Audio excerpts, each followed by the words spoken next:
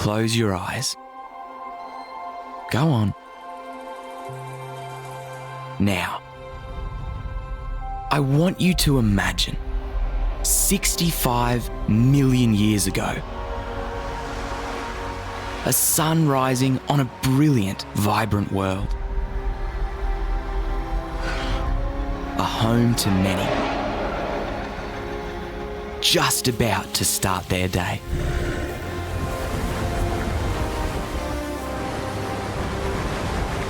From the mountainous cliffs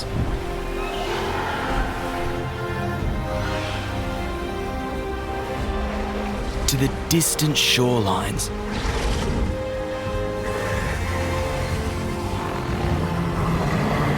Gondwa roars to life. This planet, long before the shifting tides of the future, houses an ecosystem across generations of land, air, and water. A harmony within and throughout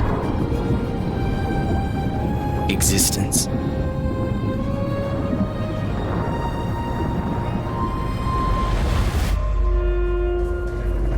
However, caution beckons. In the brutal reality of surviving this harsh and untamable world, a reminder to be cautious, lest you fall to the actions of others.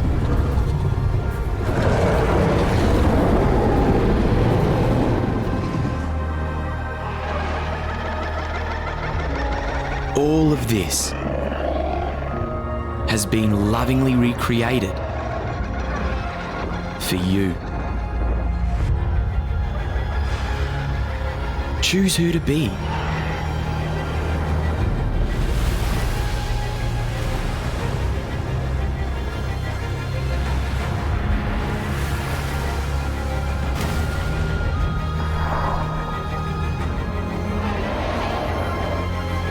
What to do.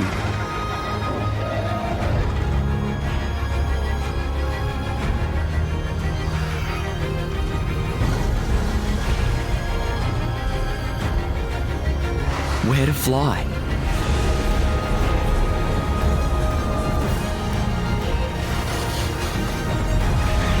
Venture out and discover the mystery of this old world.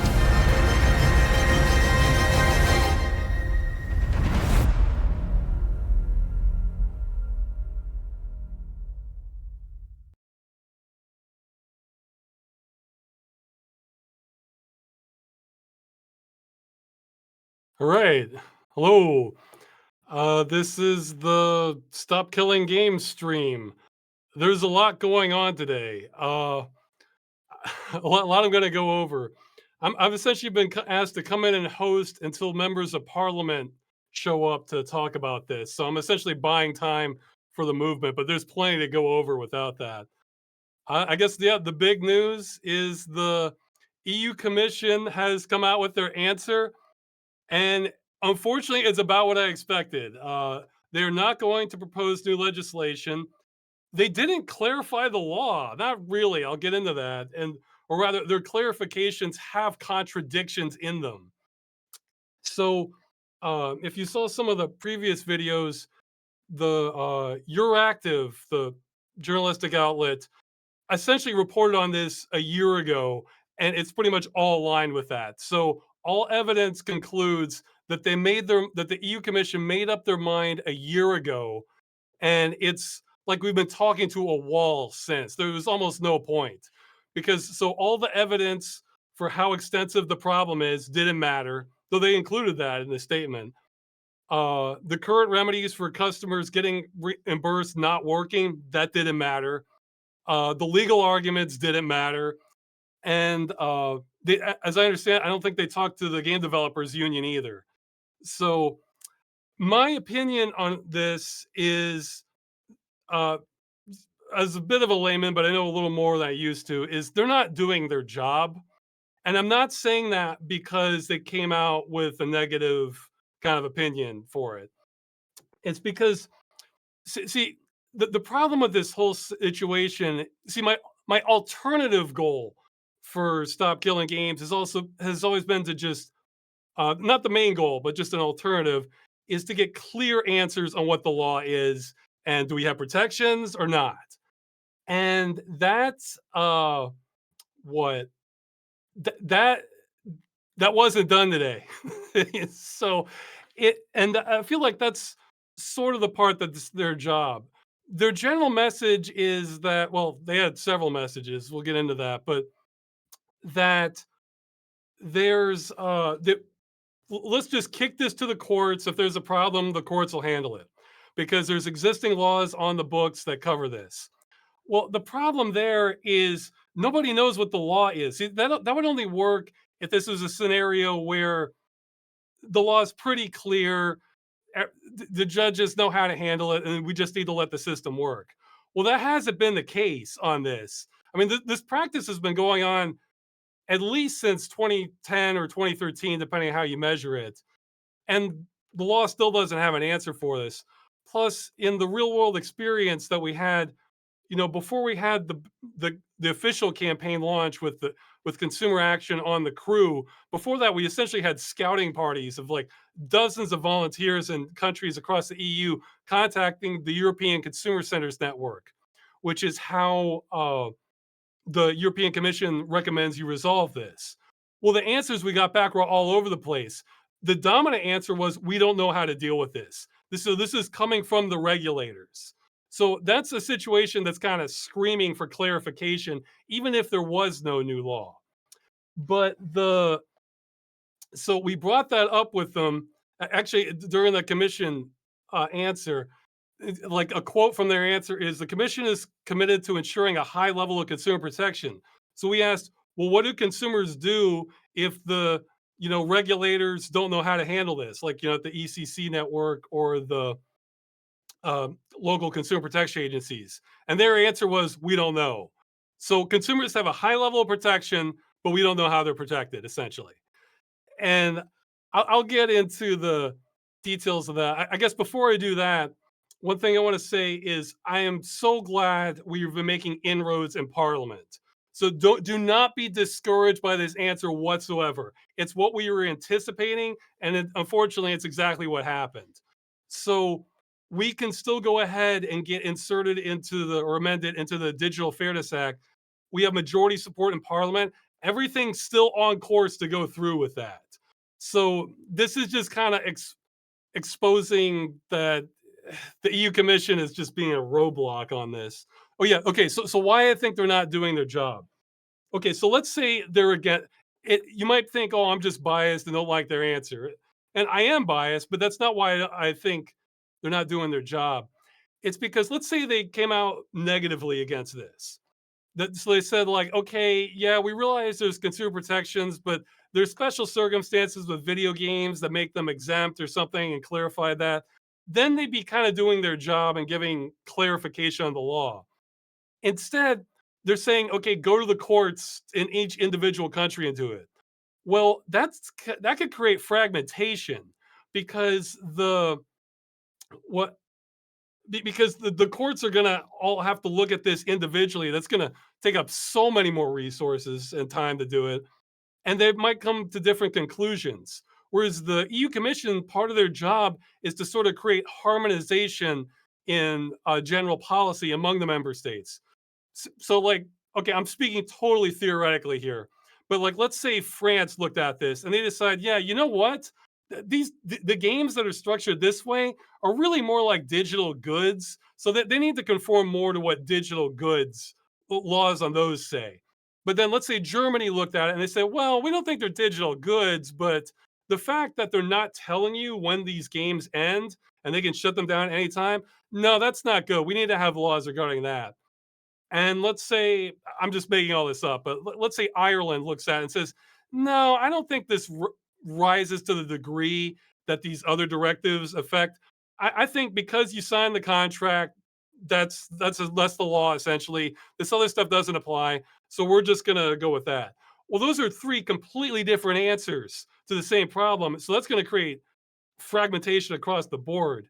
And the way this would probably work out over a much longer time period would be that this would go through the courts, would probably go through the appeal process, and then some country, probably France, it would likely end up going to the European Court of High Justice. Then they would look at it, and I think the conclusion they would come to is that no, this isn't quite legal. What's going on? I can get into that later if people want. Where so then they would say, "Hey, EU Commission, you can't kick the can down you can't kick the can to us because this is kind of your job to harmonize the policy here." So it's just, I think they're evading their responsibility on this. Now I'll get to some highlights of what they said here. Let's see. Okay, yeah, one thing that I don't think was squared away was okay, we have a quote that Directive 2005/29 EC on unfair commercial practices requires traders to not omit material information that the average consumer needs to take informed transactional decisions both before and during the use of products such as a video game. The directive also prohibits misleading practices that may lead average consumers to take transactional decisions they would have not taken otherwise. Okay, and let's see, they have another one. Uh, let's see. Well, okay, we'll get to that one. Okay, so not omit information consumers need to make an informed decision. You mean like how long the game lasts? Because okay, would you pay more? Let's say you have two games, they look similar. You're not sure which one to buy. And one of them, they tell you it's going to get shut down after 6 months. And the other one says, we'll support we're going to try and keep this running for at least 20 years. Would that impact your purchasing decision? It would with me. I mean, and customers are not, by and large, or like, 97, 98% of the time, are not given that information for games that require a connection to the publisher in order to work. So that's not so in their own quote, the current situation is not meeting that. And so um so they say take it up with the member states, but if the member states say they don't know how to handle this, the commission doesn't know how to handle this either.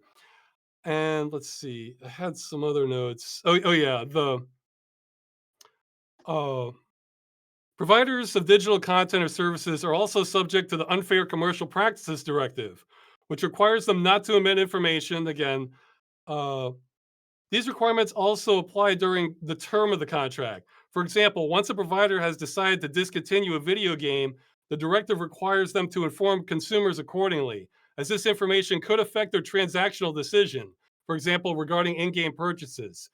Okay, so they did repeat this several times, but they're saying like, okay, they need to give you notice after you later. But by that point, I think it was Charlie Sheen. There's something said something like, "Well, I already have your money." So how are they going to make an informed decision if they're not being told that until like maybe years down the line how long it works? They're essentially asking the customers to gamble with their purchase. So, but yeah, here let's get to some of the contradictions. Well before the contradictions. One thing this sort of ties into how the European Court of Justice would rule on this is that there's not really a balance. See, another quote from the Commission's answer: any regulatory measures intended to ensure that video games continue to function or are preserved after online services are discontinued would therefore have to be balanced against the rights of consumers and the rights of the holder of the relevant intellectual property rights and contractual arrangements involved, as well as the legitimate interests of rights holders.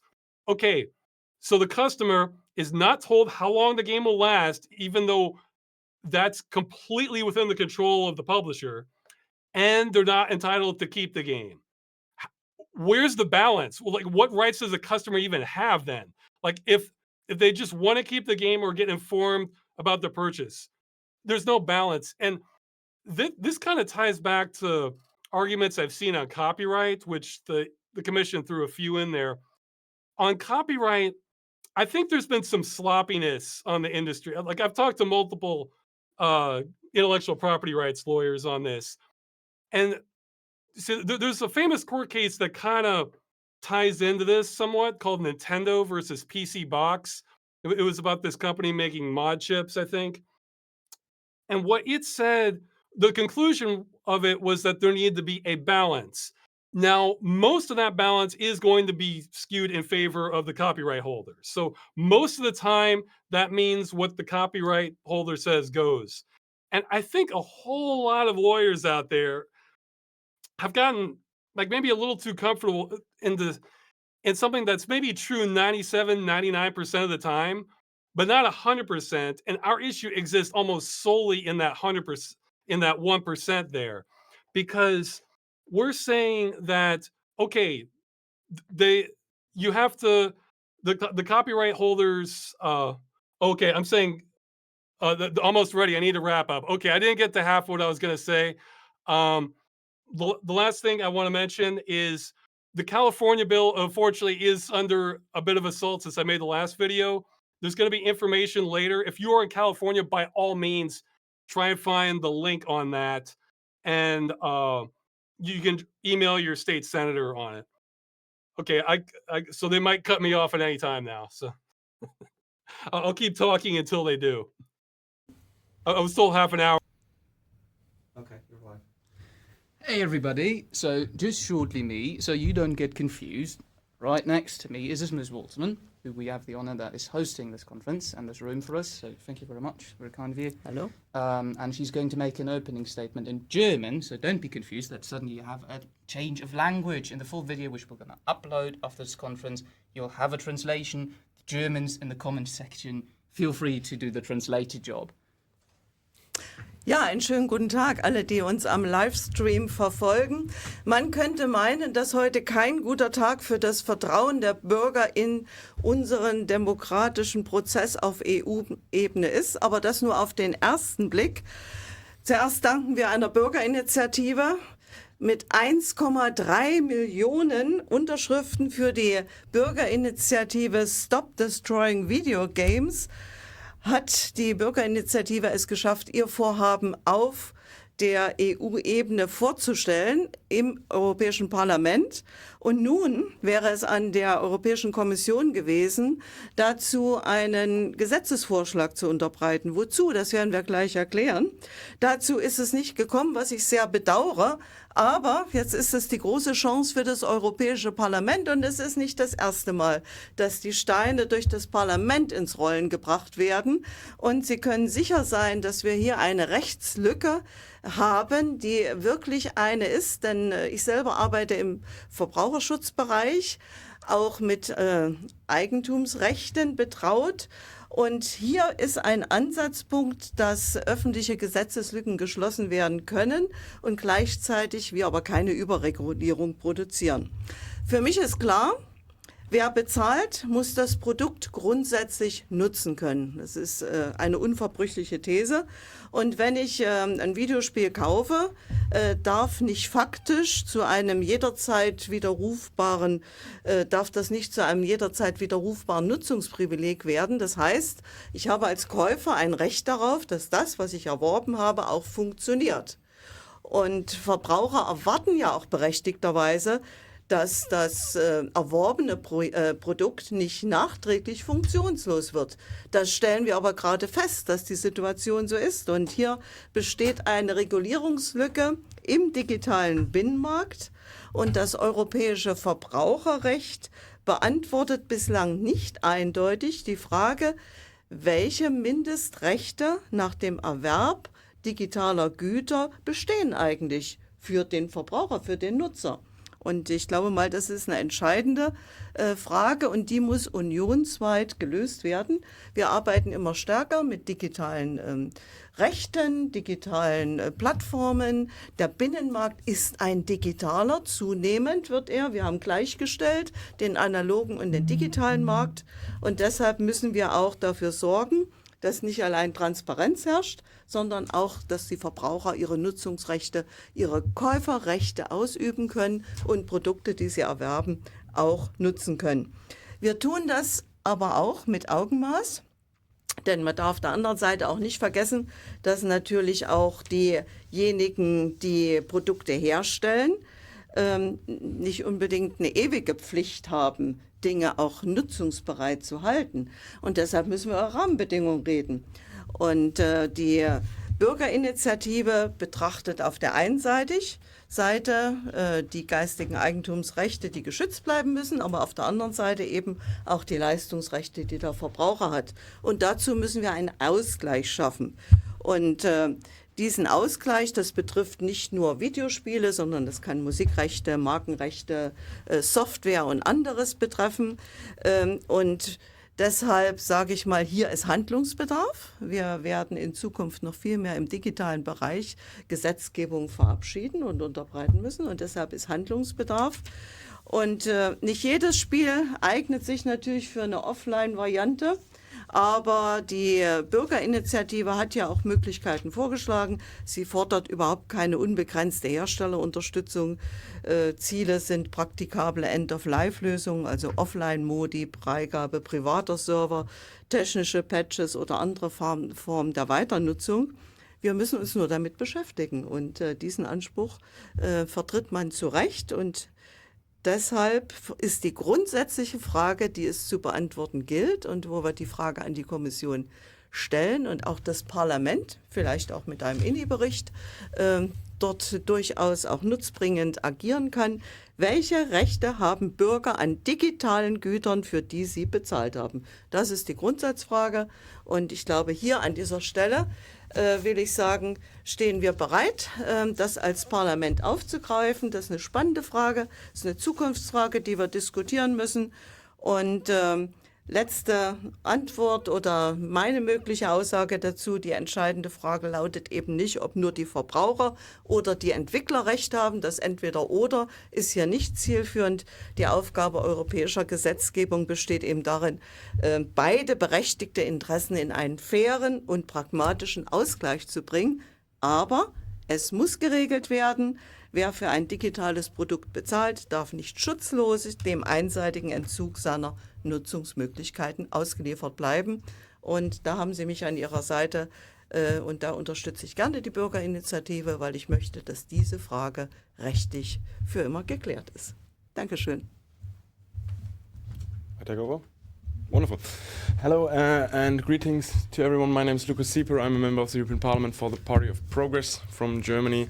Let me start by pressing F for all the signatures, now this time quite literally, because unfortunately the Commission did not act on it, but just like with any edition of Call of Duty, this is definitely not the end of it. So I'm surprised in any circumstances that the Commission decided now to enter into a PvP with a group of people that is used to organize digitally, that is used to create movements digitally, and has done so not only privately in their life as part of their hobby, but is doing so increasingly politically. So I think this is for the citizens movement on this just a start, and luckily enough you guys now have the European Parliament on your side, and this is not only the MEPs sitting here, but as you could see in the hearing, as you could see in the press statements, you have bipartisan support. So basically all of the European Parliament, all different political groups and political families support the idea behind the initiative, and even though the Commission now didn't act, we can in fact go forward with it, we can push for it, and we can do our initial report, we can enshrine it in other legislation that is already ongoing, and I'm quite optimistic that we will do that.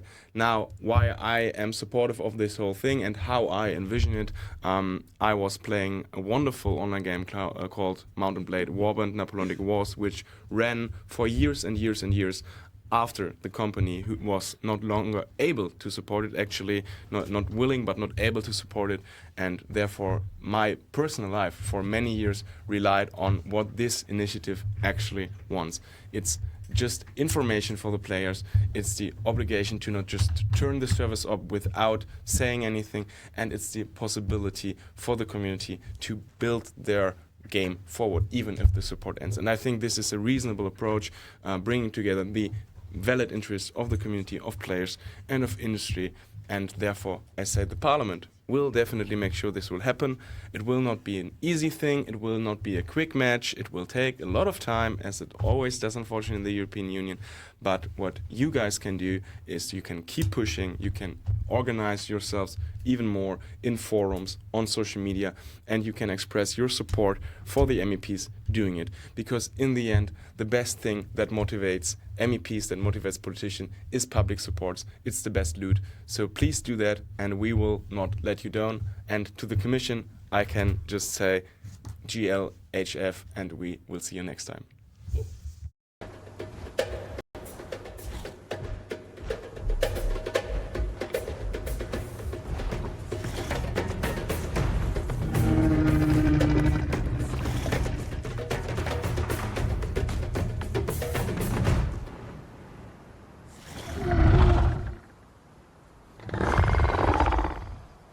Hey everyone! Today we are excited to announce the Megalania and Amargasaurus TLC double feature. Both have received new models, animations, and abilities, with the Amargasaurus focusing on more area of effect abilities like Slam, while the Megalania becomes a unique venomous predator and receives a new traversal mechanic, the highly anticipated Climbing.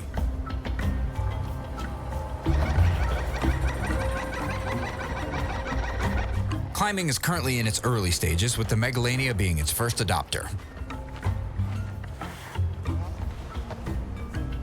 Mainly I guess we're back.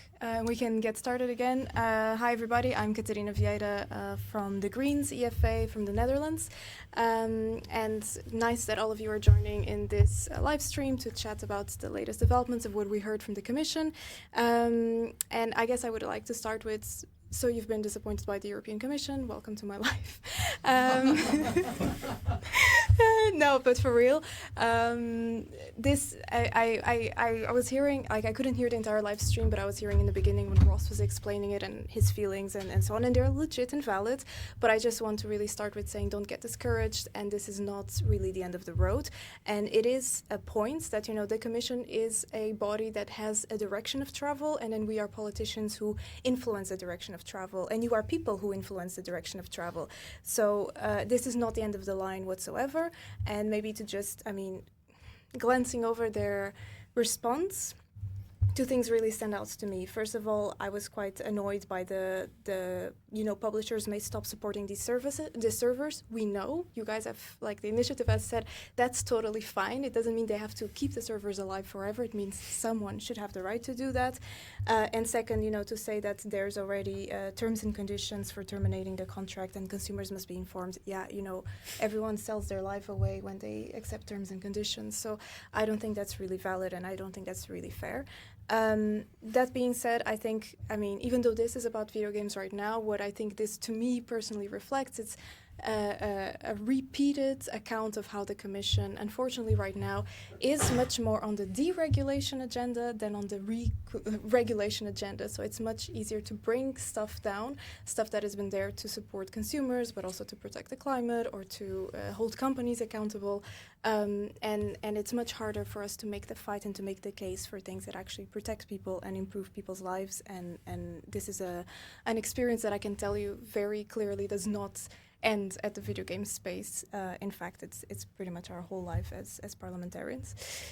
I think in the other hearings, I've had the opportunity to say that I support the initiative. I see video games as part of culture, something to be preserved. And I think maybe one thing I haven't said is that I really see how people used to buy video games in a store, in a physical store, and they had an expectation that CD player, that CD would work as a game that they've purchased. It was a purchase, and no one buys a video game online thinking it's the same as buying a subscription for 1 month of Spotify. I don't think anyone has that in mind when they buy a video game, and therefore we need to ensure that the same expectations and predictability that we had when we bought games physically is given when we buy games digitally, because digital game buying is at the forefront of many other things that we now buy online, and it's an example of something we shouldn't shift consumers' rights away by moving to a digital marketplace. And then, I mean, I usually start with this, so this time I kind of will end with this. I'm really, really proud to have seen more than 1 million people sign for this, and I really think it's encouraging, and it brings a big responsibility. So it's a bit disappointing what the Commission has done, but it's not the end of the road. I really want to appreciate the democratic movement around this, the community around this, and to say that we hear you, we know it's important, we listen to you, and we'll do our best to move this forward. It's not the end of the road. There are other avenues. There are amendments in other files. There are own initiative options. There's pressure that we can continue to put on the Commission, which ultimately is the one that needs to initiate something. So just don't get discouraged. We're still going to fight for this, and I look forward to hearing from you in the Q&A if we have time for it in the end. Yeah. Over to you. Thank you very much. So I think there is not much new which can be added, but I think it is really important to underline that the Commission's reaction to the 1.3 million signatures really is a catalyst for political frustration, I would say, because we have seen this before. I don't know if you remember the upload filter debate about the last copyright reform, when thousands and 100,000 of young people all over Europe voiced very clearly that they don't like the changes because it would change the platforms they're using. The Commission purely ignored it by discrediting is the word I'm looking for, everyone as bots. So, and I think this might happen here again. And this is, I think, a real problem. So, and now I was jumping directly into the topic without mentioning who I am, and so I will do that. I'm Tiemo Wölken from Germany, and I think that together with almost every MEP in this room and in the chat before, we signed a letter urging the European Commission to take this matter serious and to really come up with legislative solutions. And what they issued now is, I think, a slap in the faces of everyone who engaged, because they simply say, nope, that's not our problem. The industry has to solve it voluntarily. And in their arguments, they're really hiding behind the arguments of the publishers. So, and I think this is a disgrace. So especially the intellectual property rights they are referring to, they can be changed, right? So this is not an absolute right. And also the cost argument they make, it's not valid. So whatever the industry was doing here, it's clear that they didn't want to listen to the initiative, didn't want to listen to the citizens, but just want to keep everything as it is. And I think this is not how it should be. So what are the ways forward? And I totally agree with you. There are several options. And the one which is maybe the most likely one is that once we have the so-called DFA, the Digital Freedom Act, Digital Fairness Act, we can amend this proposal, and for sure I know 46 colleagues who will make sure that consumer rights are integrated in this act, and this will clearly be the spot for solving this issue, even if the Commission doesn't want it. So once they propose the DFA, we as members of Parliament can amend it. And secondly, I think, and this is also what I will push forward now with others, is an own initiative report, especially from the Legal Affairs Committee dealing with intellectual property rights. So I hope that this is met with a lot of positive support, but I think it will be. And then we can lay down again our point of view and carry the Commission to do its work finally. Sounds like a plan. Yeah, I think that could work in the end, and I hope so. Okay, that's it. Reinier can approach a climbable surface, like rocks or steep ground, to automatically align to said surface and start climbing. Climbing will slowly drain stamina as you traverse, and if your stamina runs out, your character will fall to the ground below.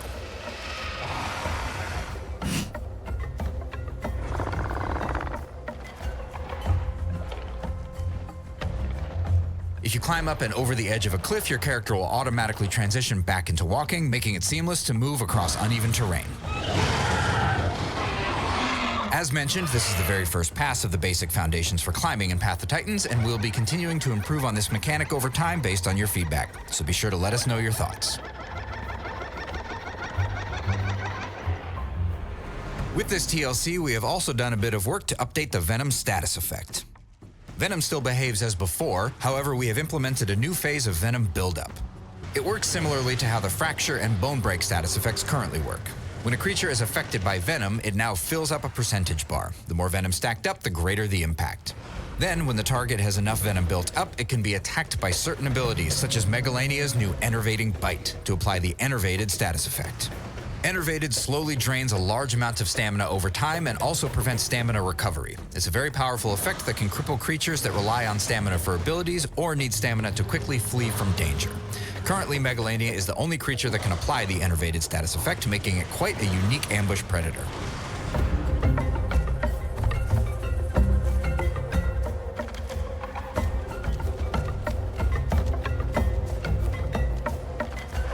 The Megalania can... Hey, another set of MEPs. Yes. I'm Markéta. I'm Pirate MEP from the Czech Republic and Green Sieper group. Of course, my colleague will introduce himself, but he's also sharing the group with me. Not the party, but he will tell you more. I was almost impressed today with the Commission, not in a good way though, because they managed to actually say that there are problematic things and that the companies are proactively severing your access to the games, and then their prescription was, well, let's have a discussion, which is of course ridiculous, because we had several discussions. We also had a discussion with Commission. A lot of you have followed it and a lot of you have shared it on YouTube. I've seen the videos, and we got nothing. So if the plan is really to engage with industry, I feel like, when there is a fire, you say, let's engage with the arsonist. Like, that doesn't make any sense. No, the industry is the problem. They had their say, okay, fair, you need to at least know, what's their vision, what's their plan. But then, how about following up on what the users want, what citizens want? This is how democracy works, no? And 1.3 million of you, and the number is just rising because more and more people are signing the petition, even though, of course, it's already been given to the Commission. More and more are joining. And I'm just surprised that this is their reaction to literal over a million people's demands. So, of course, we as MEPs that also signed the letter, you've heard it, we will participate. We will observe it till the end of 2026, because that's when the Commission also set their internal deadline for doing something more. But also we all know that the autumn/winter is the time when the Digital Fairness Act will come. We've spoken about it, and if nothing from the Commission comes, then we as MEPs will be responsible in putting out the amendments that will actually help you and protect the gaming industry. So that's from my side. I just wanted to also mention one more thing, because a lot of people don't know it. We have been researching a little bit more, what could Commission do if Commission wanted to do something? And we found out that there are two more directives, Digital Content Directive and Unfair Contract Terms Directive, that the Commission could have already used, because it actually protects users against this unfair practice, and claiming, oh, it's just a license, blah, blah, blah. And it also sets the precedent of how we approach softwares, because it's not just about video games, let's face it. It's about what we do when you have a certain product and it's somewhere online, but you buy it, whether you really consider it only always a license or whether you actually own it. And I do think that the second option should apply. But these directives set the precedent too. So it's about upholding their own legislation, which Commission seems to be really bad at, Digital Services Act. So let's force the Commission together. You're doing a great job so far. They had to squirm out of the situation, already. But we will be holding the deadline over their head and Digital Fairness Act over their legislative efforts. Thanks a lot, Markéta. Hi, everyone. Thank you for tuning in, and thank you for all the efforts that you have put into this European Citizens Initiatives. 1.3 million people signing this is huge, and I think everybody that took part in it can be proud of themselves, because that is the reason why it is on the agenda here.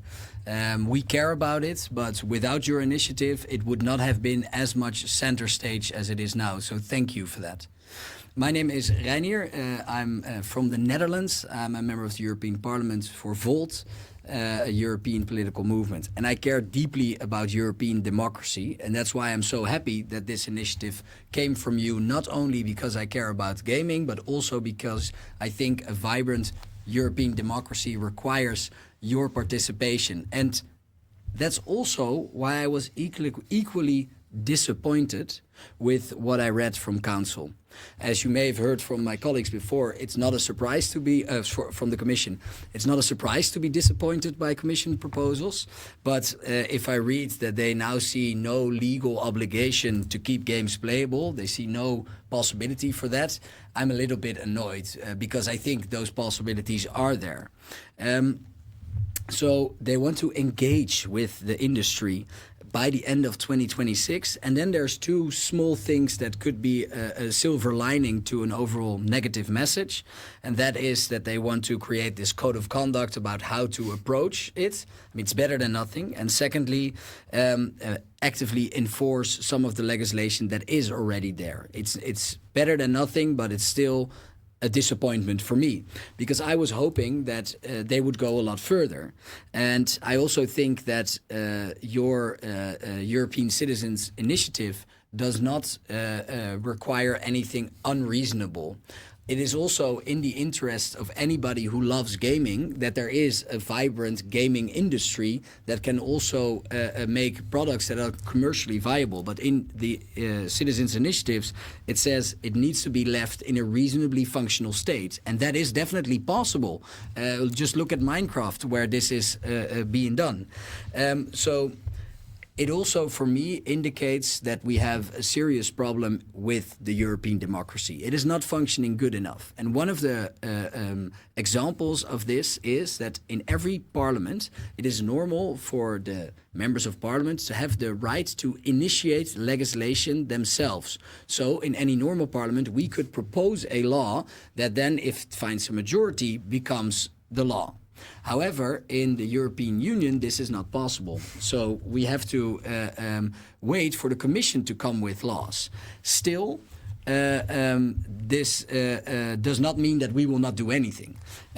We will do a lot more. But I do want to make a point that the European democracy needs to progress because then these type of initiatives would find legislation more quickly and create a more just society with a vibrant gaming culture.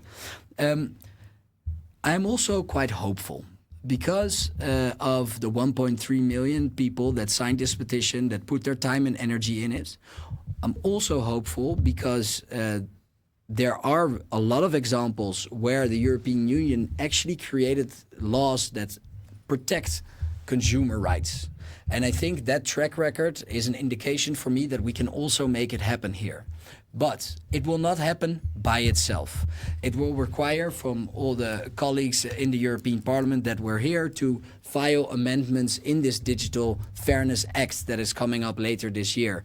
And not only to file these amendments, but also gather public support so that it finds a majority in Parliament and in the end ends up in the law. We can also contribute by building public pressure. We can, like you are doing as well, we do it by engaging in public debates. That's also why we tried to make these speeches engaging and then make sure that it reaches a lot of people so that actually the pressure is felt strongly enough and the pressure is big enough for the European Commission to come up with more than what they have come up with now.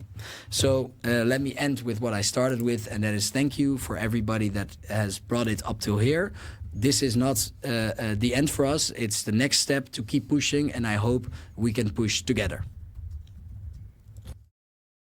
Using their venom to slowly drain prey of stamina, denying them the energy required to defend themselves or flee. Viper Strike will deal a small amount of damage and begin applying venom. When near an envenomed target, the scent's venomous hunter will reduce incoming damage, and the hide ability Fetid Scent will increase stamina recovery and status recovery speed. With the venom starting to take effect, use Corrosive Tear, a slower bite to build up even more venom. Or if your prey starts to run, use Lunging Snap to lunge forward and snap at their heels. With enough venom built up on your target, strike with an enervating bite. This bite will apply the enervated status, slowly draining a large amount of stamina over time and preventing stamina recovery. Completely exhausted and unable to fight back or run away, your prey will be left helpless while you close in for the kill.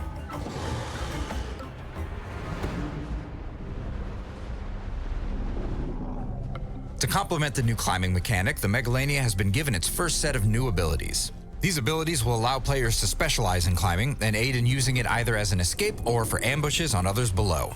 Locked Claws will slow climbing stamina drain and completely stop stamina drain when idle. After clinging idle for a short period of time, it will also apply Arboreal, a status effect which will reduce fall damage when leaping onto unsuspecting prey below. Reduce incoming damage while climbing with Braced Climb to cover your escape as you climb to safety. The new climbing mechanic is sure to create plenty of new scenarios, including devastating ambushes and clever escapes. The Amargasaurus, on the other hand, is anything but stealthy and discreet, towering over other dinosaurs with its massive legs and long-reaching neck. The Amargasaurus can use its size and weight to its advantage, speeding itself up with enough momentum to run down and trample its foes.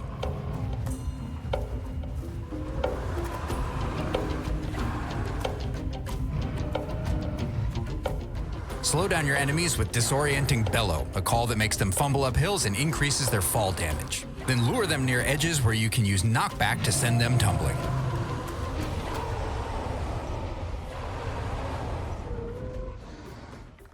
Ensure you aren't a knockback victim yourself with Braced Stance, or should you take a fall yourself, Strong Ankles will grant increased sprint speed for a fast recovery. Second Wind will boost your stamina regen for a short period whenever you are attacked, and if they get behind you, use Tail Attack, whipping your tail and applying Slice, reducing their movement speed further and allowing you to get to a safe distance before turning in for a frontal attack. Then finish them off by stampeding towards them using speed and size to run them down and regret choosing you as their prey. As a large target, the Amargasaurus is capable of taking on several predators at once, with area of effect abilities striking several foes and knockback abilities to control the battleground. As predators move in for the attack, wind up Thrash, striking the first devastating blow and knocking back foes. Lash will whip your tail with a small amount of knockback and apply Bleed to slowly drain their health during the fight. Slam will send out a cone of damage to your front, proving nothing in front of you is safe. Equipping the Sense Strong Swings will give a damage boost to your knockback attacks, and alternatively, Bulldozer will grant stamina whenever you knock back foes, keeping you in the fight longer. If they surround you, use Leg Stomp to continuously slam the ground, crushing those too close. With Shockwave, AoEs will have increased range and reduced damage to any group mates, and you can increase AoE damage as well with Reinforced Legs to enhance your stomps and bring havoc to those beneath you. With these abilities, Amargasaurus will become formidable prey, able to take on several hungry predators at once by stomping them into the ground while sending the rest running. We look forward to seeing players make use of Megalania's venomous bites and Amargasaurus' stomps and tail attacks. We also hope you enjoy the new climbing mechanics and give us feedback as we expand the system. As always, thank you for your support, and we'll see you soon.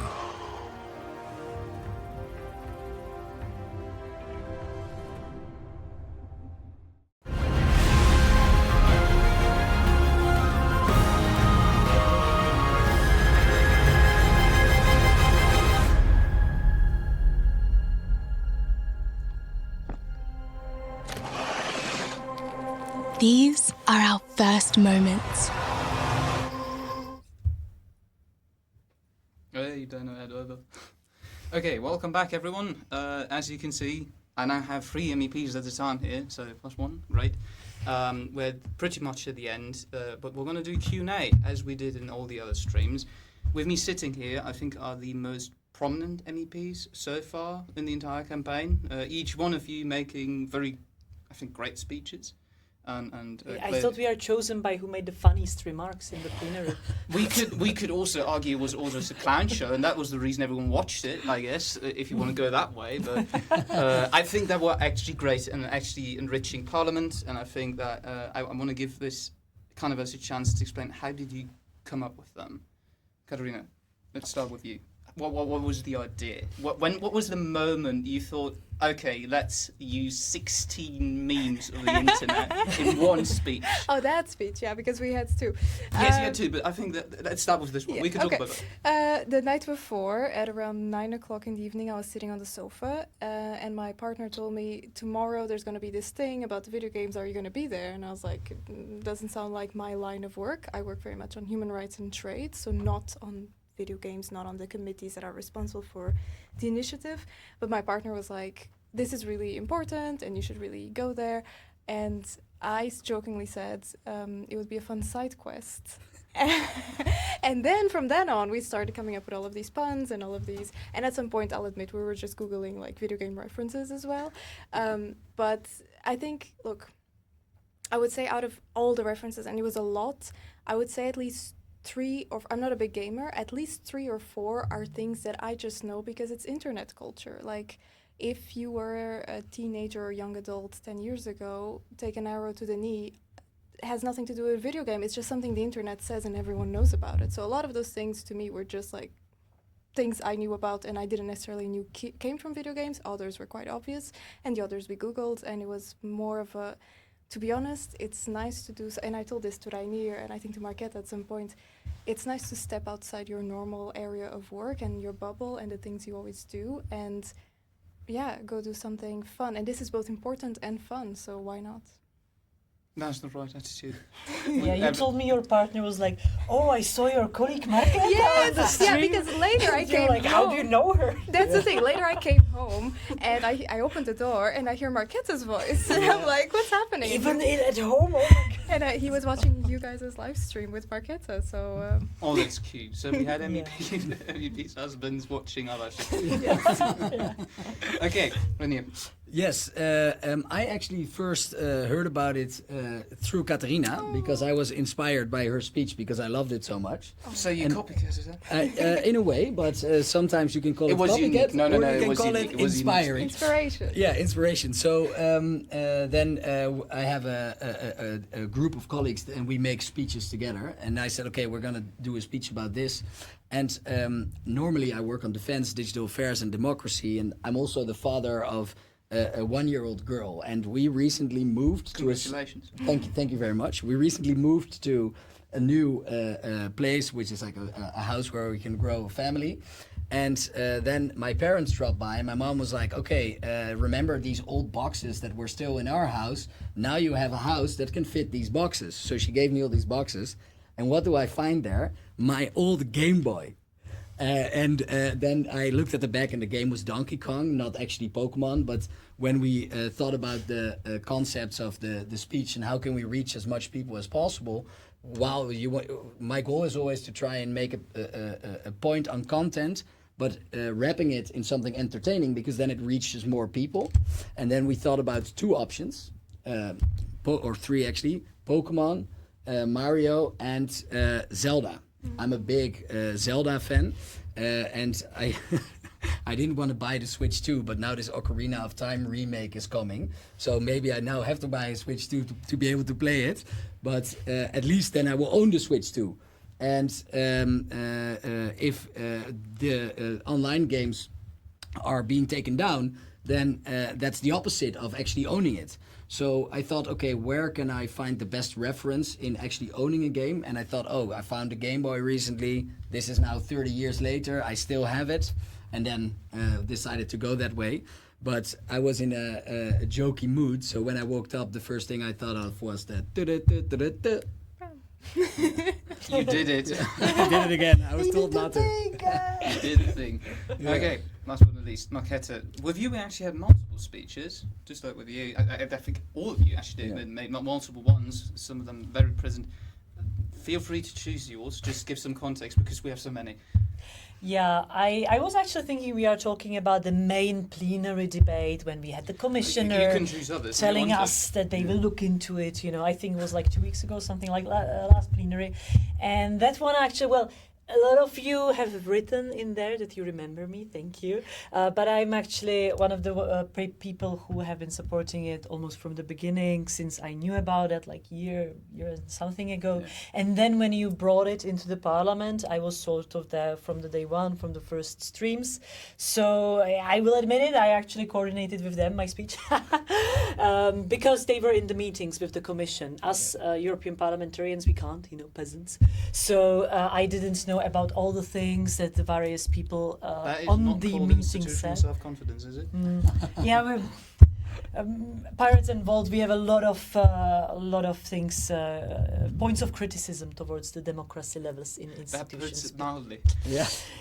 Yeah, but that's why I I don't position myself, of course, as the MEP voice of this petition, because I still think it's the people's voice that should be heard.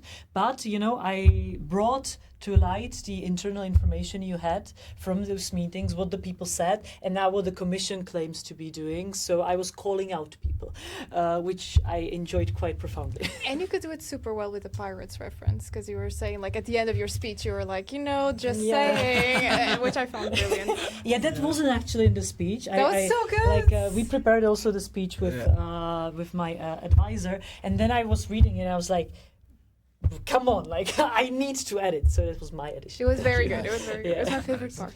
No, we actually discussed it to edit, and your advisor told me, no, you didn't like it the last time. We can't edit. And you apparently just overruled me. Good to know.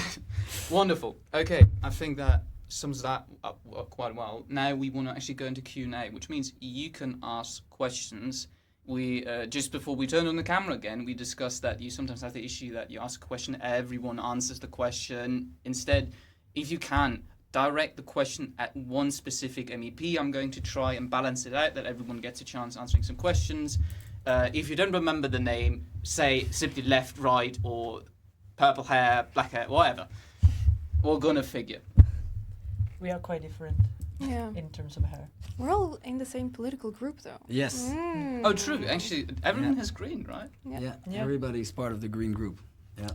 I think also it's not a coincidence because the green group is known for caring a lot about consumer protection, also in other fields. So. Yeah, and we're the coolest, so. I thought we are here because of the games. Okay, first question to you, Markéta. So we'll start through here. Has anyone tried to prove leaving games in the playable state is kind of easy because cracks for games exist and are often made by single individuals? We all understand it's illegal to do, but it proves their angle about it being hard and expensive false. Okay, can I read it quickly? Of course. Yeah. It's a long sentence. That's where the question is. Try to prove. Yeah, I get the sentiment. I don't think anybody tried to necessarily prove it, or if you are talking about the various examples that have been already mentioned even in the speeches, and I think I mentioned definitely, for instance, Minecraft or Call of Duty, yes, there are already existing examples of the games being left in playable states while the users, the gamers, are taking care of them and taking quite good care of them, and also, and sorry, maybe I will just, I was actually saying before the stream started that I want to ideally answer a question, but I don't know if there is, on the intellectual property, because that... What about the intellectual property? Thank you, Reinier. No, it pissed me off so much because the Commission wrote there, and I will quote, keeping games functional infringes copyright and third-party licenses. What copyright? Nobody is asking the publishers to give away the intellectual property, because leaving the game playable or letting owners run their own servers, it does not transfer the ownership. You don't suddenly start owning the game in another sense than I purchased it, so I own it. You are not suddenly provider, you just own it, you have it on your server, and yes, somebody can access that server, but that does not make you are not making any money out of it, you are not suddenly the owner of the intellectual property. It's just ridiculous. So don't slam the table. Yes, I'm sorry. I'm angry. Also the third-party licenses are negotiated by the publisher, and you can't sign deals that quietly strip away the consumer rights that EU law guarantees. So I just wanted to add to it because I think it actually nicely connects that it's perfectly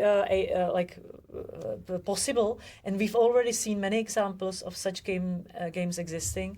And so when the Commission actually assessed the problem and said, yes, there are issues, but then say, but the industry told us that it would be a really big problem with the IP laws, I'm like, no. Now you are just lying, or you are stupid enough to believe the industry. Let's build on it, Reinier.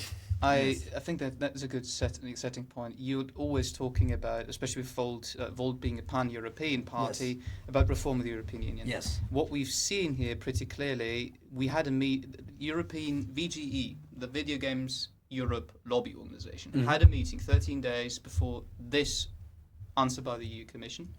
The person that caused this, the CEO of Ubisoft, was at that meeting, 6 hours long talk to them there. So that is making rounds, has been making rounds. Also in the US, we had the ESA, Entertainment Software Association, they're more aggressive than here. But going to the question, first of all, how normal is this? You guys know this place much better than anyone else, and I think MEPs much more than anyone else, because you're directly elected, have an interest in not doing that. How often does it happen? And second of all, what do you think would be an approach to change it? Thanks for this question. Yeah, so this happens regularly, I would say. Also, after the speech that I gave, I am approached by lobbyists who also want to explain to me what their position in this entire discussion is. And you actually have charts that show how much money each industry spends. So at the top is the big tech companies. They tried to influence the policies here to prevent from becoming regulated. So it is very commonplace. But as an elected representative here, you can choose who to talk to. So instead of talking with the bigger lobbyist who has deep pockets and talk with Microsoft and Apple, you can also decide yourself to talk with people that represent a different part of society. So the best thing, so it changes a lot per individual how they treat this. Overall, I think in the EU, you can say that the people with the deepest pockets also are the loudest voices.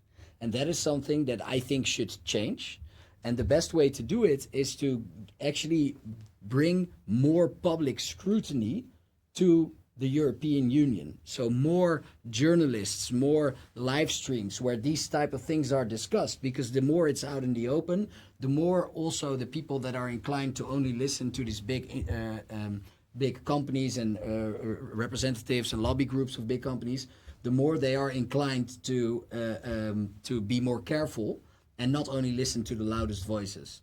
Anything that you... Yeah, maybe I can just jump in to say two quick things. The first one is the power imbalance between, the big corporate lobby and then other interests. So in this case, you guys are really a citizens initiative and an ECI and lots of people coming together very organically. In many other situations, this is about civil society organizations, NGOs, which are getting severely defunded right now. So that also creates this or exacerbates this imbalance between people who have a lot of money for lobbyists and organizations who don't. So that's one thing that's worth pointing out. And the other, so it's a negative, but a positive is that at least in the EU, we know that these meetings took place. So transparency plays a big role, and something that we do have that, for example, in the US is lacking is a public, you can have the oversight of that they met with whom and for how many hours. This is not the case everywhere. So I think that's something we should appreciate about the European Union, is that yes, you might be speaking a lot with the big money, but at least we know about it. Whereas elsewhere you could just have these connections and it all takes place over golf games or whatever, and that's even worse. Now this creates a very awkward situation, because we actually had the counterexample in the US that their parliament and governor called the industry out. And as we had here, they, on record, in committee, said the same thing the industry says here, meaning we want forever server support from the provider side, so they would forever have to pay for it. And staff in the assembly called them out on it, on the record. That did not happen. Now, technically we could say Parliament is doing that right now. We're doing the scrutiny process right now by calling it out. But it was very interesting to see, and maybe that is then again this ask for we need right of initiative for Parliament, for example, that the reason why we are where we are in the US is because the Assembly member Christopher Ward, his name is, was able to simply initiate it and didn't ask permission for the government. That's a choke point. If the administration isn't in favour of you, you can't do anything. But in Parliament, you have a wide variety of opinions, especially in the European Parliament, where you don't really have blocks, right? But absolutely, and if you had done that in any national parliaments, then the Dutch Parliament has the capacity of starting the initiative on legislation. Most parliaments do, and it's a flaw of the European Union system as it is now that our European Parliament does not have that right of initiative. So what I'm trying to say is flaw by design. Flaw by design, for sure. Member states. That we would all agree that it makes perfect sense that should be possible. But it's getting better. Just quick remark into the history. The European Parliament actually started to exist as sort of like afterthought, like, I'll let the citizens get something, we will get them direct elections there, they will be happy. And the European parliamentarians of that time had zero responsibilities and influence on anything. So we are, bite by bite, getting our piece of the bread. But it's a slow process. Catarina, going back to that, Going back to the process that we now face, Parliament can still do something. Yep. What are the concrete measures that Parliament can now take to fulfill this proposal by the ECI? I know that it's kind of funny that the ECI officially ends with the Commission response, and we're all just essentially giving a F about the Commission, and everyone just moves around them. But I mean, it was their choice to not take up this thing. Yeah. I might even say it was politically stupid, because it's much easier to end us in some committee, but here we are. So what would be, you as a member of Parliament, or let's say you three, decide to, all the other MEPs together as a big group, decide what is a concrete thing you can do next? Yeah, I mean, I don't want to get into the architecture of the European Parliament because that will bore everyone out of their minds. Any of us can use our right as elected representative to make our voice heard the same way you guys have, and that's essentially write a letter or a written question to the Commission that they have an obligation to respond to publicly, so we can ask them and pressure them through that, and we've done so already. We also can introduce our own, it's called the own initiative report, or like basically a draft law of legislation we would like the Commission to propose. And that it comes from us. They don't have the obligation to propose it, but we can do that, and maybe one of the colleagues can speak a bit more of what that looks like. And then we can look, as the other MEPs have spoken about when they had their interventions, in doing this as amendments or additions to existing digital legislation that is currently under negotiation. But I think Reinier, ping-ponging back over here. Yeah. Going in... We have the DFA upcoming, and we have the Digital Content Directive upcoming. Yeah. What's up with that? What are the chances there?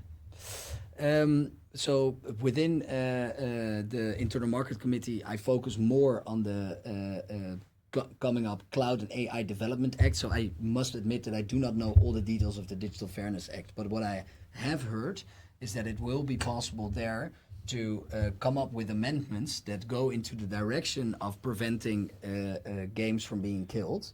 And through that sort of get it in, even if it's not directly proposed by the Commission. So there I think we have the biggest opportunity to try and get it in if we can find a majority here. But the beauty of the European Union is that it doesn't, or the ugliness, is that it doesn't only need a majority in the European Parliament, it also needs to be approved by the European Council legislation. That's where all the different governments meet. So even if we get a majority here, we also need to get it through the European Council, and that means that the politicians and political parties represented there also need to care about it. And that's exactly why public pressure is so important, because if enough public pressure and enough spotlight is on it, then these governments will also be more inclined to go along with it. And there, I think we can also all play a role to mention it in debates, in speeches, in other public appearances that we have. Yeah, essentially it's going to continue. I've heard requests of initiatives, reports, questioning in Parliament. I think another thing that should be talked about is maybe the connections between the lobby and the Commission here. There's already been the proposal by one MEP that I won't name here yet, to maybe make an investigation request on how many meetings there actually were, because that is not being published by the Commission, and they've not been very responsive to that. I mean, we all know there's the transparency register, but let's be honest, you can still meet up with someone outside of Parliament, 101 meetings, that's always possible, and let's be honest, that's most of the meetings. The official big group ones, yeah, sure, but DG unit leaders, so the people that kind of are under the minister, cabinet, commissioner, they can do that. Markéta, that's going on. What is, for you, the thing that everyone out there expecting that you guys are going to continue taking action in Parliament can do in the future? What would help you guys here in Parliament to push this forward? Well, we've already spoken about pressure. I also received like a message from somebody who watches the stream, because I haven't been here from the beginning, that a lot of people were sort of like, oh, well, you know, the Commission said this, so now we sort of lost. Like, no, guys, especially you didn't lose against the Commission, because you have the power of calling them out on it and making them super famous, because now McGrath and Virkkunen pissed off over 1 million of people and more are coming to be pissed off. So feel free to make them famous, as you did with MEP Axel Voss with Copyright Directive. I do remember the memes. I was starting, in 2019 my mandate, and the mandate before, around like April 2019, there was the Pornhub memes, manfucks over the whole internet, and him celebrating. I'm not instigating hate against the commissioners, but I'm just saying you have the opportunity for public pressure and public accountability when you demanded something, and this is what you got. You've read the press release. This is what you got. So yeah, I think that's your role. Okay, going back to Catarina, I just showed you a brilliant question. I didn't see that actually, so whoever found that. An hour ago, the Commission posted on their Instagram, and I quote, "Game not over," without mentioning that their answer refused your core demand. Is this post reflecting the support you are getting from the response? If not, why? I think that is a brilliant question. Thank you for finding that. Game not over. I love their social media person. Catarina, your thoughts? I mean, I haven't seen it, obviously, but this is... Let's just assume it's true. I assume it's true. It's all about framing, right? You can always make it look nice. And I think that's what's really concerning, is that... look, I take it that the Commission didn't say this is not a problem, and that's a good thing. I take it that they're saying we're going to speak to the industry. But guess what? Anyone can speak to the industry. And I think at some point, I need to go back. We certainly tried. Exactly. No, but like, you can, if you have the power to legislate, and that's what you're being asked to do, game not over is not really an accurate representation of what just happened here. I highlighted exchange with the video game industry and consumer representatives with the aim to draw an industry code of conduct. Dudes, like self-regulation, we don't need a commission for that. How often did that actually work? Look, I'm a believer that companies can come together and agree to do a better job by themselves, and that's great, and they should do that if they want to. But if you're the European Commission, then you have the opportunity to take it to the next level, and the expectation of citizens is that you move forward with legislation and best practices and learning from each other and a code of conduct that would be all very nice, and I'm not against it, but that's not what we've been asking to the Commission. So if I hear that this post is out there, like, indeed, game not over, because we will continue to fight for the thing that we all want, and this was not it. Maybe they're encouraging you. I need to go and comment there right now. Yeah. All your let's find everyone. Can someone post the link into the chat? Whoever found it, post that into the chat. We need that. Okay, what else do we have here wonderfully? Any more questions? So we're getting short on time, so I can have you guys get to your next meeting. So you have another 5 minutes, I'm guessing? Until 6:30. Yeah, then we have 5 minutes left, ladies and gentlemen. So we need to get hurry. Your last questions. You have the phone? Take them yourself. If you see one, Reinier gets the next one, then Catarina. And then we have to make a closure. We're still going to have it like for 50 minutes so Ross can make his closing comments. Is he still there? Ross isn't any longer there, so fuck. But Do you want to look here? I'm not sure if I'm seeing the same as you. Ooh. Maybe my internet here is not working well. I don't see many questions, to be honest. People are very clarified. I mean, it was an information load for everyone, I think. Yeah. Real, bruh. Why are those closed doors meetings even allowed? I see that question. That's a fair question.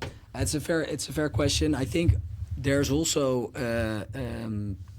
merit in having the opportunity, if legislation affects you, to be part of that conversation. So I think some degree of lobbying is part of a well-functioning democracy. So the lobby groups that I've spoken to, for example, when I discussed about Georgia, something that Markéta and I are both passionate about, is a lobby group who wants to improve the lives of the LGBT community in Georgia, for example. That's also a form of lobbying. And then it can actually be useful for me to talk behind closed doors because they are facing public pressure from their government, and it can be unsafe to be seen lobbying a member of the European Parliament. So there are occasions imaginable where a meeting behind closed door is relevant, but in general, I think a higher degree of transparency is better. That's why with my work, I'm trying to increase transparency in the European Parliament, and also try to already do that in my own day-to-day work by being very transparent in who I meet. If you're still looking for questions. Did you see one? Yeah, I saw one earlier. It's like, where is the best moment to contact people? What is the moment, like, what can we do and when can we do it? I don't think we know yet quite. Yeah, that's not But clear, I think that's a very important thing to tell people is that it matters that you get in touch with your elected representatives, but it matters perhaps even most that you do it at the right moment and that it is right before the decisive vote, or it doesn't have to be the day of, but that is in line with a moment in which they have the opportunity to take a stand. So I would say we can keep you briefed, we can keep you informed of when something that is relevant to this is on the agenda and there will be a vote on it. It's really an important moment to both, in advance of the vote, tell people what you expect them to vote and why. And you can do by email, you can go protest outside, you can do all sorts of things. You can call them, you can do an op-ed in your newspaper, in the local, whatever. Like, there's lots of avenues, but the timing is important. And the timing right after the vote is also important, to ask people, hey, you didn't vote the way I expected you to, or, name the people who didn't act the way you wanted to and ask them why did it go down this way. So timing is really important, and we can make sure that the initiative is aware. Yeah, Okay. if I may have a Markéta. quick addition, I agree with writing people just before the vote, but it's also in the moment where, for instance, we will have finalized the Digital Fairness Act. Yeah. However, you also need the responsible MEPs for the Digital Fairness Act True. adding up the amendments that will actually change it, because Commission already said that they will not propose it. And of course, through our great petitioners, you can probably get that information when that's happening. But there is something that's called legislative train, and when you put into any sort of browser legislative train, Digital Fairness Act, you will get updates on when does it start and who got nominated as the rapporteur and shadow rapporteurs. And ideally write to them directly and say what amendments you want, because then they get in and then you can lobby the rest of the 721 people or what to vote on it. No, that I call perfect timing. 1 minute we have left, so the three of you, Catarina, Reinier, Markéta, thank you very much for your time. Thank you for your remarks. If there's anything else, any closing remarks you'd like to make, now's the moment. Otherwise, have a good continued day and a good week, and have fun with your work if you have it. I don't know, maybe you don't. I know some that don't. We'll have some special announcement right afterwards, going to short break. See you then. Thank you. Thanks. To a vast and old world, where titans walk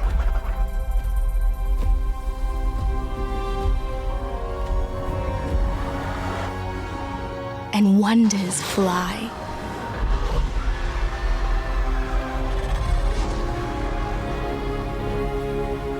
Guiding us to a horizon stretching beyond our grasp. A horizon filled with an ecosystem across land, sky, and water.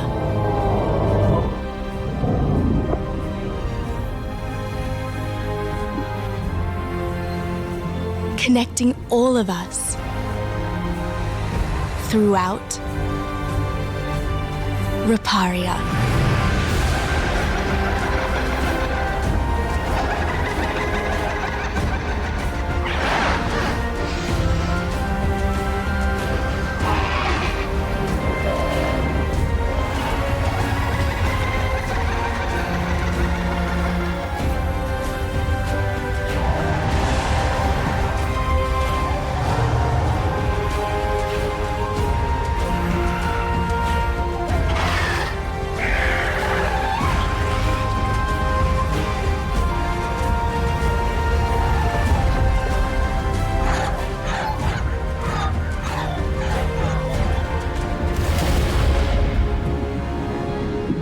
Our lives are filled with moments of discovery.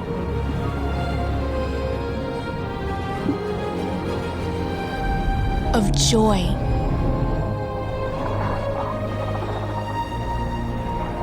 And fear. Of being hunted.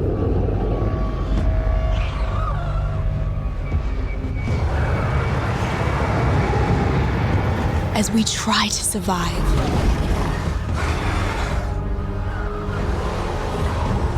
And protect those we care about.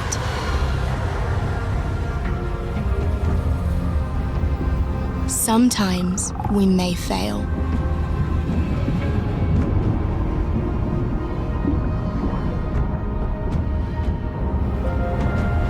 Sometimes nature takes its course. But this doesn't erase our voice. Our cries.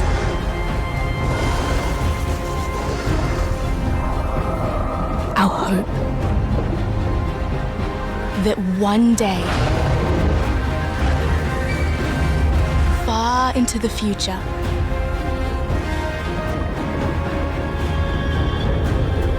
we will still exist. In some way. In some form.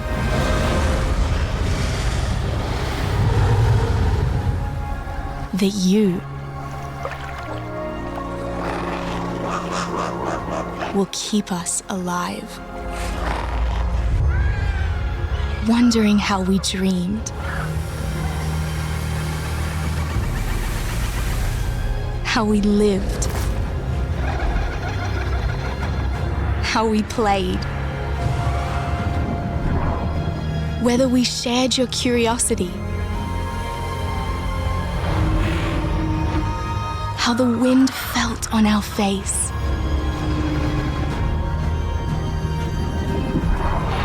Because you are why we still exist.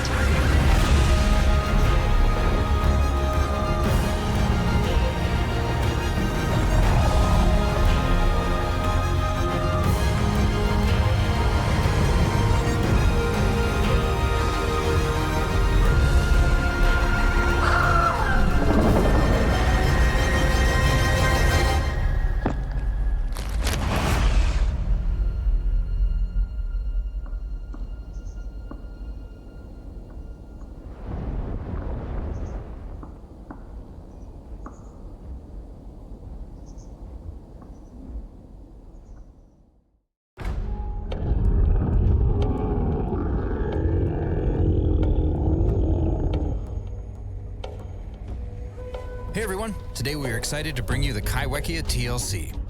This TLC has essentially been split into two parts, with the major changes having already been released last year with the Riparia update. This is the final part of the Kaiwekia's update, which includes a complete model update, a few new animations, a new offensive vocal call, and minor stat changes based on player feedback.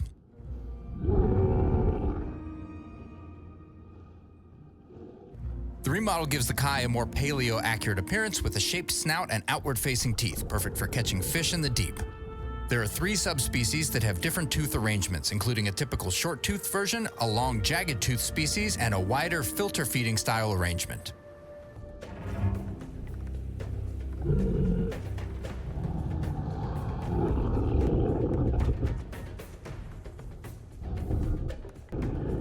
If If larger foes are bumping you out of range, use the new third offensive vocal call, Rumble. This call will grant a short period of immunity to knockback for you and nearby group members while underwater, putting you right back in control of the fight.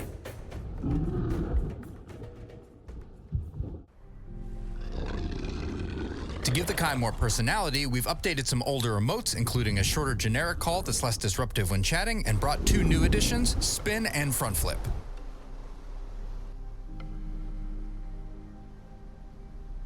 Some animations were also updated to fit the new proportions and make vocal call abilities each more distinct for this marine reptile. We hope Kaiwekia players enjoy the updated model and animations and make use of the new offensive call to continue ruling over the deep.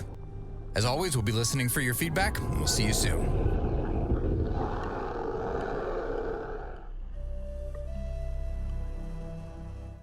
Hello everyone, we're back.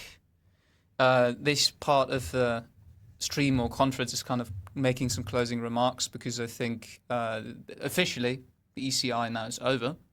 So what we're doing with the Digital Finance Act and amending and or making initiative requests, that is pretty unusual. All the other ECIs, to my knowledge, did not attempt that or had the luck, the chance or whatever that there was legislation coming up which you can slip in.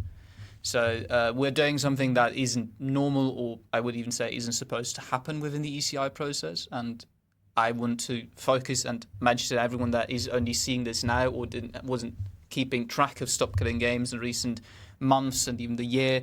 We're much more than just this single petition. In California, we still have the Californians Protect Our Games Act going on, and I highly recommend everyone that is living in California to get in touch with the state senator and pressure on that. It's right now in the committee, 2 more committees to go, privacy and appropriations, and then it's up to the governor. So that's one. We have sitting together with UC Ensemble, I think they changed their name, didn't they? Yeah, the Frenchies.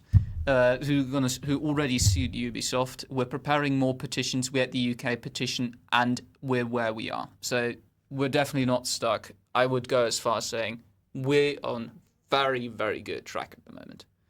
Now, we also want to use this to thank everyone out there for helping us out. That was, without you guys, that would have been impossible. And I think when I can speak for the team when I say that we see us as we're also part of this community and the other way around. You can at any point go to the Discord, ask questions. I'm going to personally answer them. If you ping Ross, don't do it. Please don't constantly ping Ross. He's not going to be happy. But even him, everyone's going to answer your questions. If you have something to bring up, if you have feedback, we're always open for it. This is an open community and we're going to work open about it. Now, some of you have seen that yesterday already.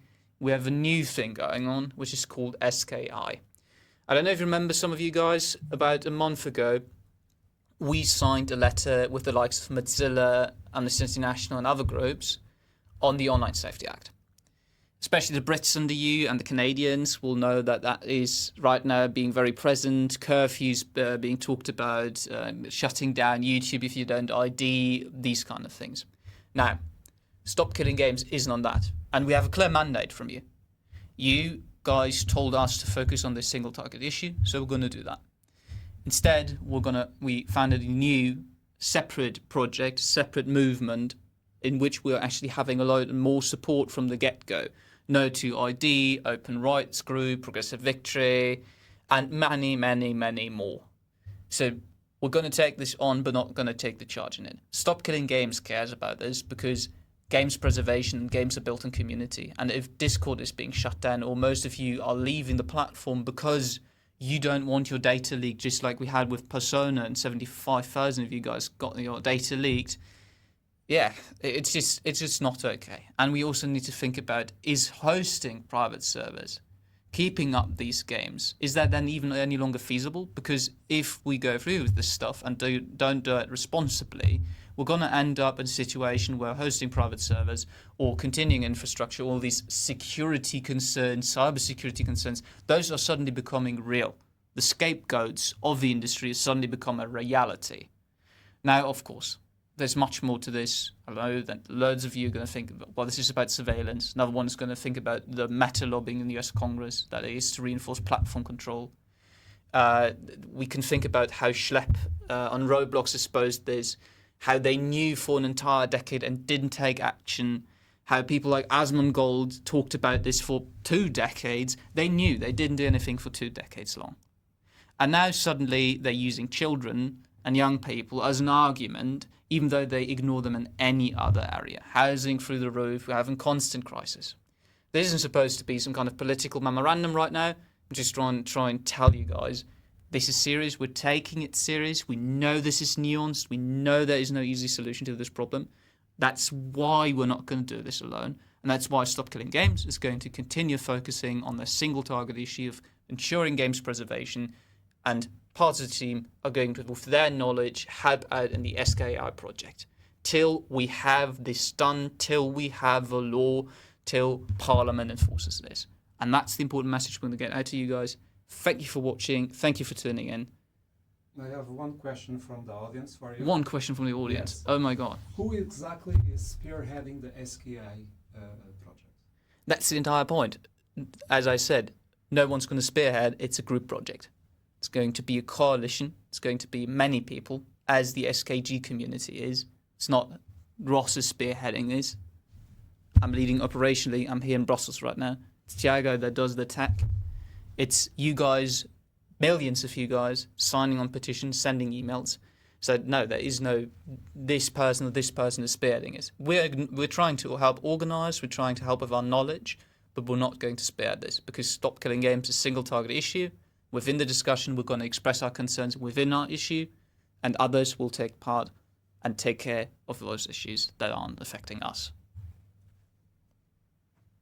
Any more questions? Do we have any more questions in the comments?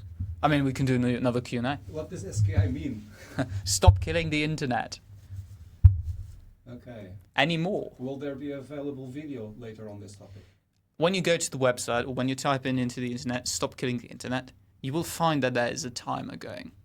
I won't tell you what is at the end of the timer, but the question of is there video goes in the exact direction. Okay, I'll say let's wrap it up then. Well, if there are any more, we can take more questions if you guys have any more interest. We have a bit more time. It's not a problem. Okay, then chat, please. Chatty chat. What the fuck is going on? Oh no, I dropped the F-bomb again. Oh. Now someone's going to tell me in the comments section of YouTube again that I'm being very unserious and not appropriate for this institution, like last time. Now there's a question for SKG. How would SKG be affected by potential total block via Article 225 Treaty on the Functioning of the European Union? Total block in what sense? You can use that one for multiple blocks. So whoever asked that question, specify.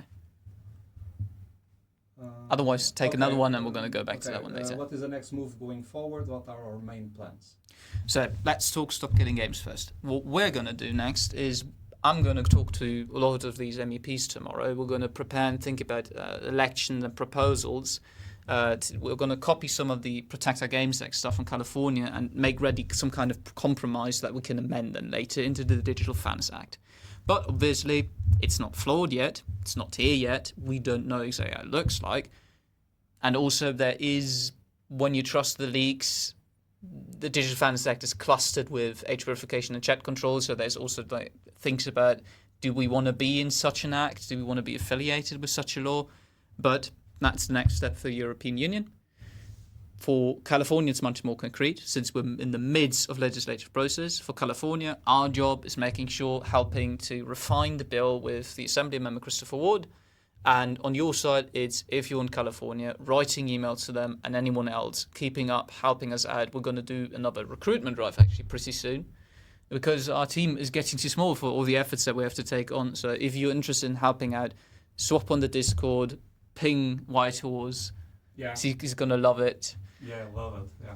Those being the next steps. Can you bring the other microphone near you as well, so that you're heard on both left and right audio? Hello, don't you hear me double?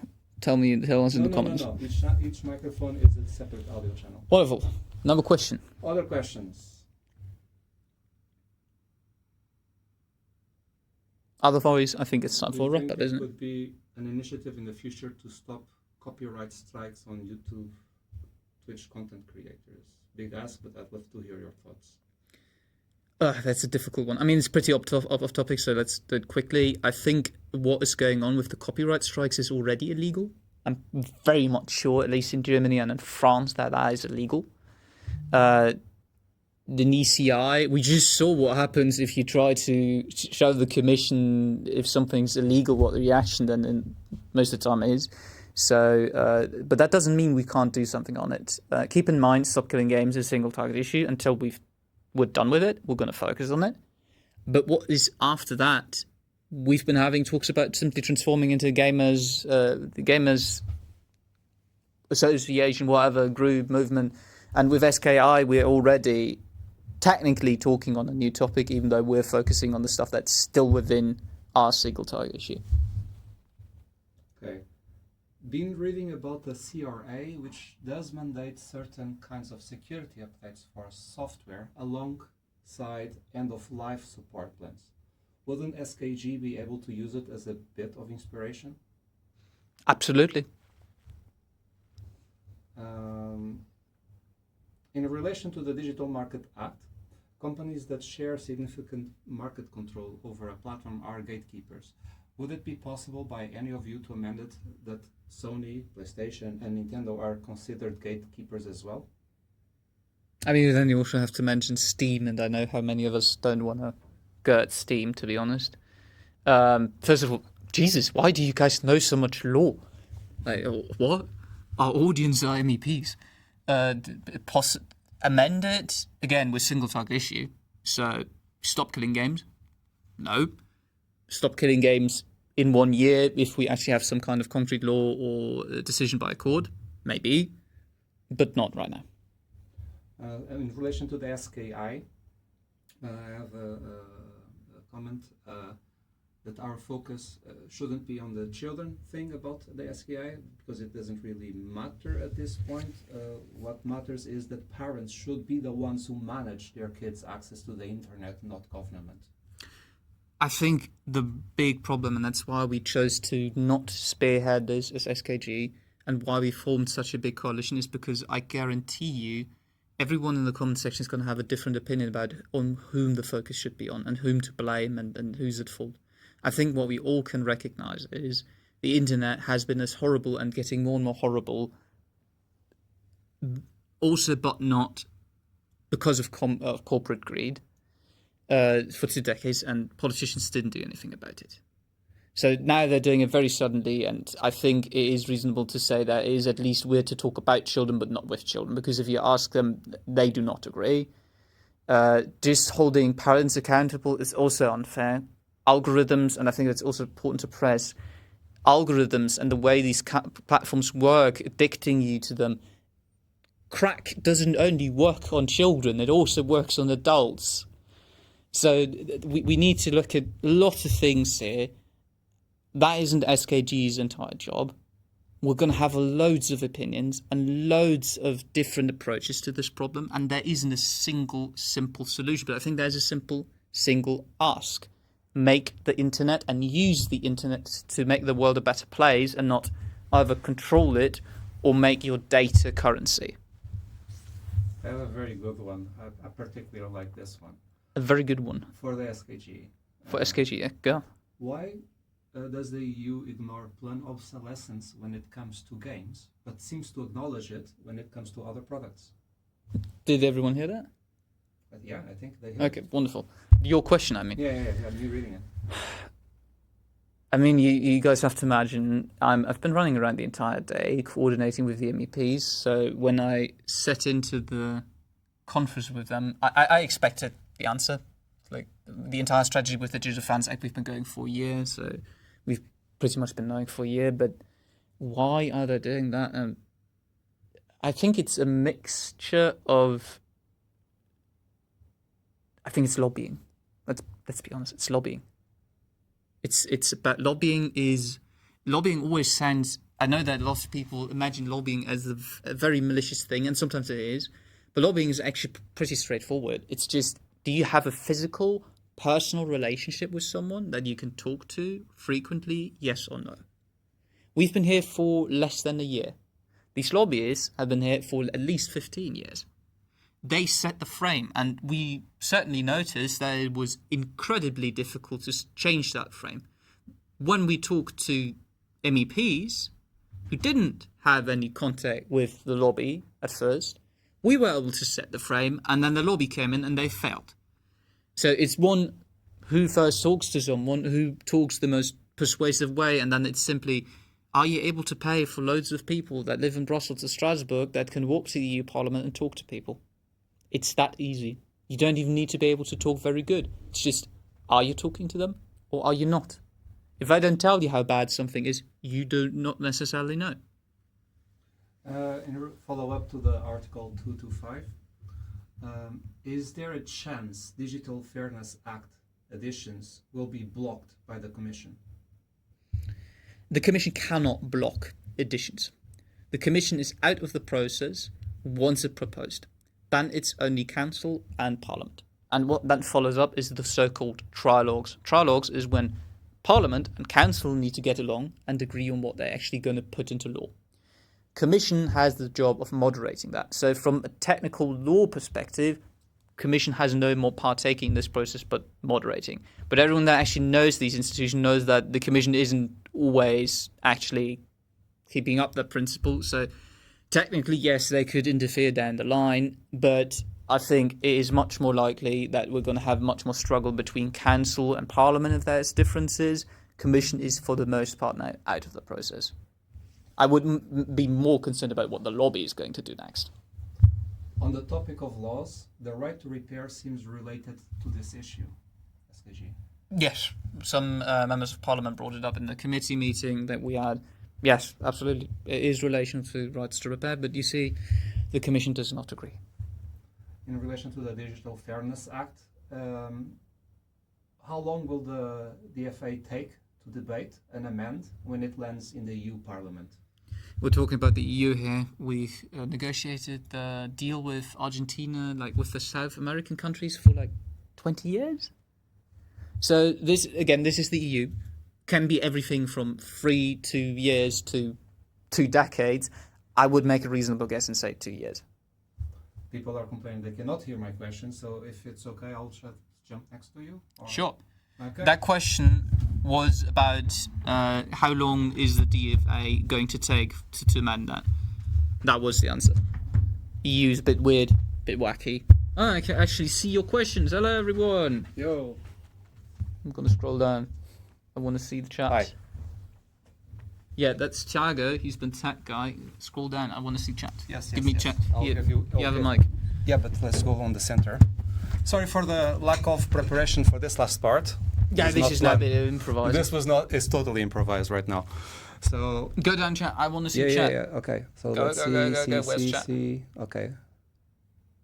Hello, chat. Game not. They give the link for the Instagram post of. Oh Game yes, not let's over. open the Instagram post. So if you see the link, we're going to totally take a look at the Instagram post. Oh my god, that wasn't a lie. Game not over. Oh my god. Yeah, that's the post. That's embarrassing. There's a post from the European Commission itself. Video games providers must treat consumers fairly. Under EU consumer law, consumers must be informed about the duration and conditions of a video game's lifespan. If the supply is stopped earlier than the contract states, players should be reimbursed. We will work with consumer authorities and organizations to raise awareness about these rights and their active application. So, ladies and gentlemen, you've heard it. Awareness it is. This is similar to the UK, in my personal opinion. Yes, it reminds me of the UK too. Yeah. Okay, going back to the questions from chat. Thank you for the link, by the way. If subscriptions are not included in the SKG, do you see game companies making game subscriptions to avoid such a law of preservation? I think it depends on the type of game. For some games, it simply makes no sense to do a subscription model. Nonetheless, I think the trend is clear. They're trying it. I think they've been testing it out in the games industry for the most part, and they're trying to expand it into everywhere else in life. I think that is, in the end of the day, a pretty closely to us aligned issue, which is the question of, do you own your product, yes or no? I mean, that's when you, or not ownership, it's a question that you can ask yourself. It's not the question that Stop Killing Games as the ECI addressed in the specific ask we made, but it is still certainly a question that will in the future come up. I think it will be a very present fight in the digital era. What happens next in the European Citizens Initiative process if the European Commission response fails to meet public expectations? Does this effectively mark the end of the initiative? It does either way. The initiative, even if they said yes, the initiative would have been officially over, closed, or I think finished. Finished is the right description that they use. But again, we are not the ECI and we're Stop Killing Games, so we don't really care. I think we catch up with the questions, unless I'm wrong. I'm checking chat live. If you have any final questions before I finish the stream. Yeah, we need to wrap up. Next meeting for us coming up. Yeah. Otherwise, thank you everyone. Thank you very much for being here, being with us, listening to the MEPs. Now you have a go to be mean to the Commission. We've been holding you all off of it. I don't know how much Ross talked about it, how angry he was about not being able to blast the Commission for what they've been doing, because they've been doing it for the entire year. We just didn't mention it because we didn't want to discredit a process that is still ongoing. So, yeah. I mean, Stop Killing the Internet coming up, so that's going to be much more tough cookie to bite. A lot of surprises that are actually coming up. I'm very excited for what we're going to show you guys in 13 days there. And we're simply going to, I'd say, very successfully chug along with Stop Killing Games and get the law done.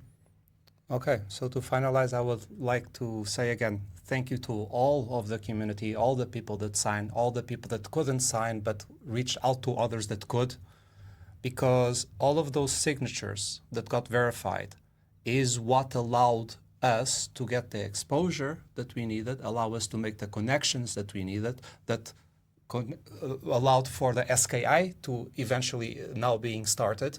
So thank you all. You guys made that happen. So we're in a better timeline, like Ross said. I think we need to stop saying you all, we all. We all, true. Again, no one's getting paid. So we're all volunteers we can in here. seriously That's say right. we all. Talking about volunteers, I'll take that segue. Join the Discord, please. If you haven't, please join. We often put notifications in there for everybody to load the latest from us. Whenever Moritz makes a post on Reddit, we always let you know in there. If you didn't subscribe on our YouTube, please do. We will upload this live stream in there later today, latest tomorrow. And yeah, that's it from my side. Thank you all. Thank you all, ladies and gentlemen. It has been wonderful to once again stream here. I think next one will likely be in 2 to 3 months that we're going to see each other again in the European Parliament. Okay. Thank you. Cheers. Wonderful day to everyone. Bye-bye. Now,